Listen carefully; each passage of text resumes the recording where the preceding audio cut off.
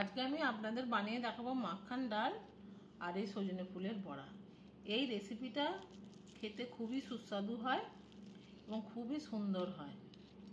আপনারা বাড়িতে একদিন বানিয়ে দেখবেন, খুব ভালো লাগবে খেতে। আর আমার রেসিপিটা যদি আপনাদের ভালো লেগে থাকে তাহলে লাইক, কমেন্ট, শেয়ার এবং সাবস্ক্রাইব অবশ্যই করবেন। এতে আমি 75 গ্রাম মসুর ডাল 4 ঘন্টা আগে থেকে জলে ভিজিয়ে রেখে দিয়েছিলাম। এবার এতে একটা পেঁয়াজ, 4 কোয়া রসুন আর খানিকটা আদা দিয়ে দিলাম। সামান্য সর্ষের তেল দিলাম, পরিমাণ মতো নুন দিলাম, পরিমাণ মতো হলুদ দিলাম, দিয়ে এটাকে ভালো করে মাখিয়ে নিলাম।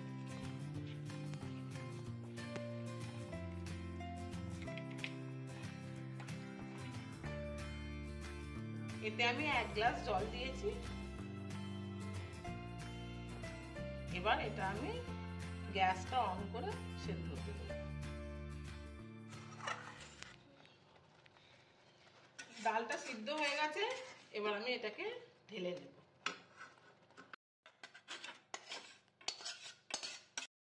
ডালটা সিদ্ধ হয়ে গেছে, একটু ঠান্ডা হয়ে গেলে এবার আমি এটা মিক্সিতে ব্লেন্ড করে নেব।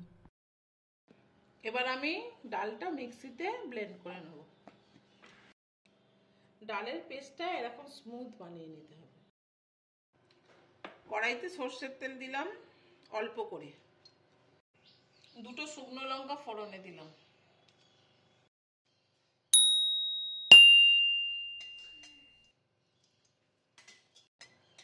লঙ্কাগুলো একটু লাল লাল হয়ে এলে এবার এতে 1 চামচ বাটার দিয়ে দেবো।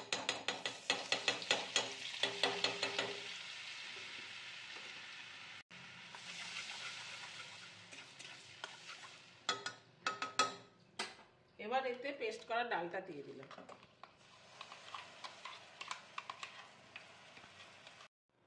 মিক্সির জারে জল দিয়ে সেই জলটা এটা ঢেলে দিলাম।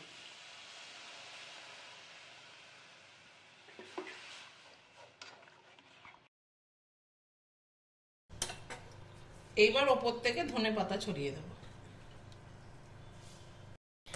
একটু ফুটে উঠলে নামিয়ে নেব।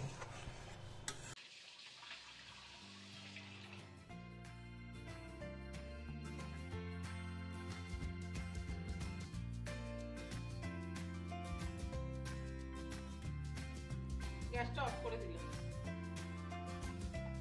সজনা ফুলের বড়া বানানোর জন্য আমি এই সজনা ফুলগুলো 2 ঘন্টা আগে থেকে ভিজিয়ে রেখে দিয়েছিলাম, কারণ এতে অনেক ধুলো, ময়লা, নোংরা থাকে।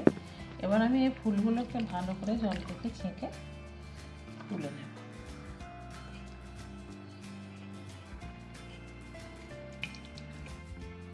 এতে একটা মাঝারি সাইজের পেঁয়াজ কুচিয়ে দিয়েছি,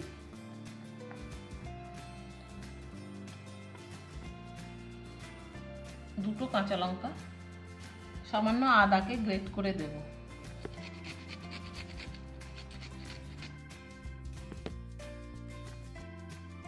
এতে পরিমাণ মতো নুন দিলাম, সামান্য কালো জিরে, 3 চামচ বেসন,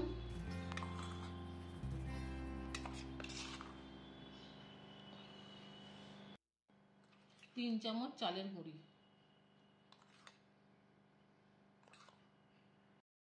খানিকটা ধনেপাতা দিলাম আর সামান্য পরিমাণে বেকিং সোডা দিলাম। এবার এটাকে ভালো করে চটকে চটকে মেখে নেব। যেতে জল দেওয়ার দরকার নেই, এমনিই জল বেরোবে।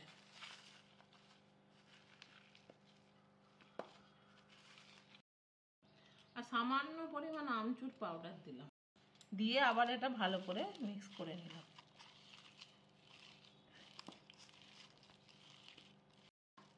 এটা ভালোভাবে মিক্স করা হয়ে গেছে।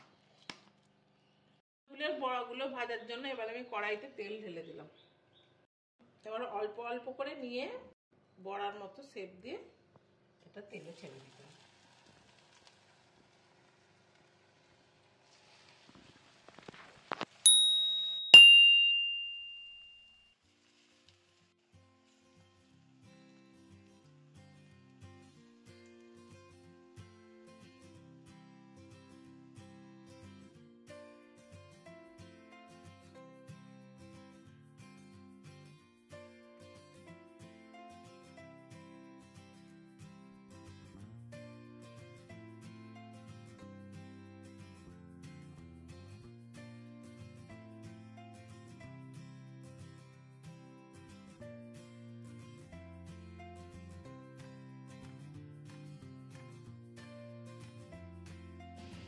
বড়াগুলো ভাজা হয়ে গেছে, এবার আমি তুলে নিচ্ছি।